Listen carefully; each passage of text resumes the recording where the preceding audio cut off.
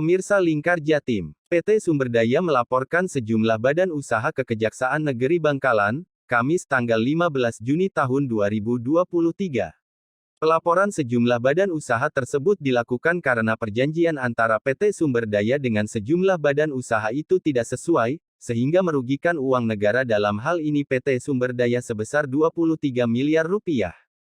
Konsultan hukum PT Sumberdaya Bangkalan, Bahtiar Pradinata mengungkapkan, dari 10 perjanjian kerjasama yang dilakukan oleh PT Sumberdaya, 5 diantaranya perjanjiannya sudah kadaluarsa, namun tidak ada pengembalian dana yang sudah diinvestasikan berikut laba yang dijanjikan.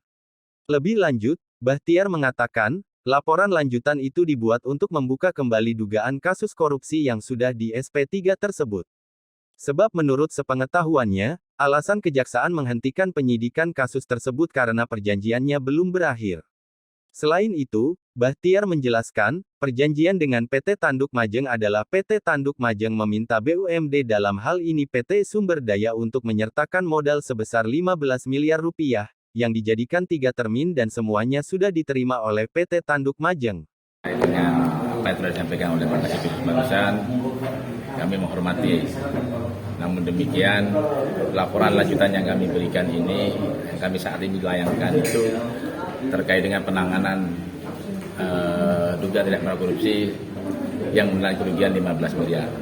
Cuma ada laporan lainnya terkait dengan apakah SP3 itu ada atau tidak.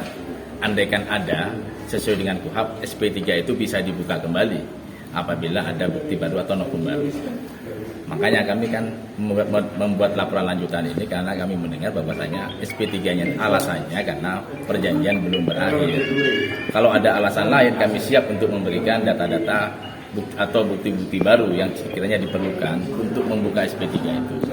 Akhir kontrak yang di... Akhir kontraknya 4 Mei 2023. Nah, selain itu kan tadi ada 2 laporan. Pertama laporan lanjutan, yang kedua laporan baru terkait dengan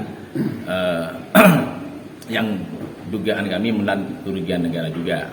Ada beberapa perjanjian yang sudah kami serahkan, yang mana menurut kami, walaupun ada perjanjian, karena ini tetap menggunakan uang negara, tetap itu merupakan tindak pidana korupsi. Kalau laporan lanjutan berarti dulu yang laporkan BUMD?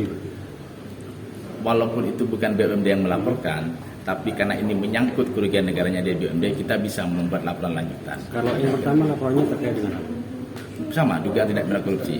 Cuma laporannya pada saat ditangani, perjanjiannya belum berakhir.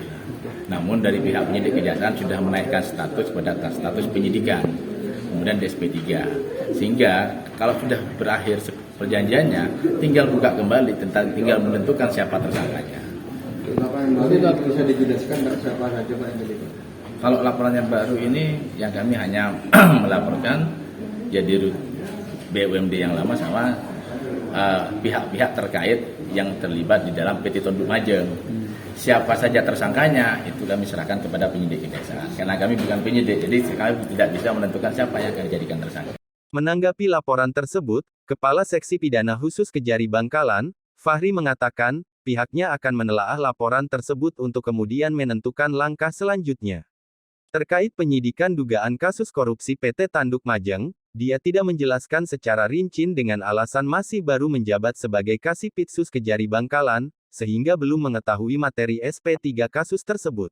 Ini kan hari ini kan kita terima. Otomatis tindakan awal yang kita tempuh nanti kita terlebih dahulu melakukan telaah atas laporan. Nanti setelah telahan baru kita laporkan kepada pelapor terlebih dahulu juga terkait apakah hasil dari laporan itu ditindaklanjuti dengan penyelidikan atau seperti apa. Gitu. Kalau sebelumnya betul di SP3 itu. Saya tahu tadi SP3. Tapi bukti realnya nggak ada ya Pak ya? Ada SP3. SP3-nya di tanggal berapa itu? Wah, saya nggak hafal Pak. Karena pertimbangannya yang alasannya waktu itu. Kalau SP3, umpamanya SP3 Pak, nanti tidak lanjutnya. Mohon maaf Pak, saya untuk isi materi SP3 saya tidak bisa jelaskan.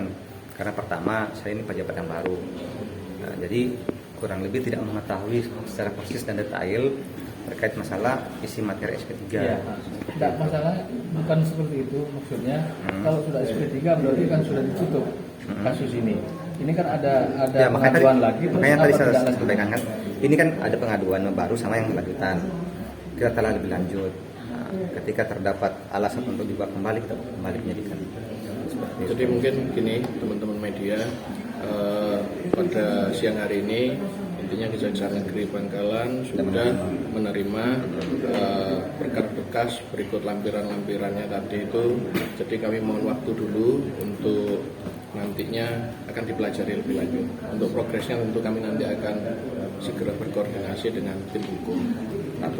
Jadi mohon waktunya dulu ya teman-teman. Pak, untuk menjawab keraguan daripada teman-teman kuasa hukumnya ini, jangan-jangan waktu itu memang tidak ada SP3 gitu. Gimana menjawab keraguan itu? Kami mohon waktu dulu aja intinya. Intinya ini kan tadi juga udah disaksikan. Fokus materi terkait masalah pelaporan, Pak ya. Ya, pelaporan ini dulu. Nanti Bang. Ini laporan 2 orang berbeda atau 1 orang? Dan ini kan lanjutan, berarti Ada yang baru, Pak. Ini kan penyampaian tadi kan kalau didengar langsung kan ada yang baru, ada juga yang lanjutan. Karena penyampaiannya mengingat ini kan sudah melewati jangka waktu sesuai kontrak. Nah, makanya tadi saya bilang setelah kita terima laporan ini kita telah lebih lanjut. Setelah akan kita sampaikan kepada pihak pelapor. Oh, berarti akan yang Seluruhan. diprioritaskan laporan yang baru, Pak? Kan semua langsung semuanya, Pak. Semuanya ya. Oke. Siap. Berapa lama? Terakhir. Dulu ya. Cukuplah. Terakhir atas nama siapa? Ya? Nama lengkapnya Fahri.